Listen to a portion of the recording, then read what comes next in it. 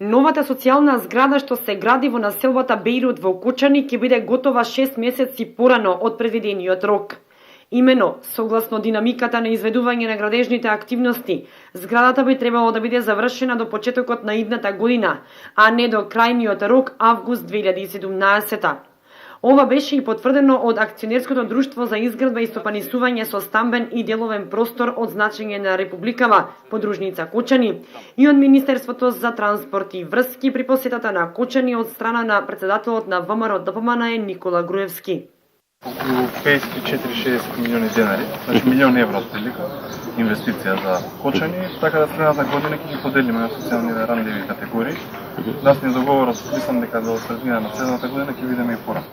Термофасада се става, ставени се оков врати, стави внатре се работи интензивно, изведувачот работи, динамика сме 6 месеци пред рок и очекуваме до нова година.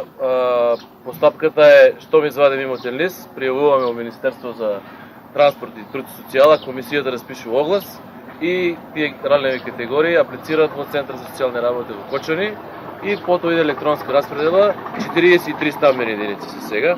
Претходно имавме 29 и така да очекуваме оптимално, реално, почетокот на 2017 веќе за 43 семејства таму си најдат кров под глава со најсовремени услови за градбата.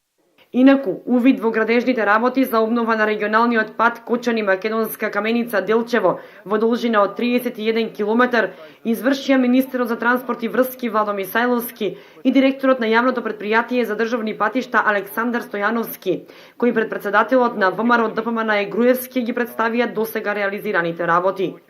Како што најави Мисајловски, патот треба да биде обновен за 18 месеци, во чија обнова и изградба моментно се инвестираат 80 до 90 милиони евра.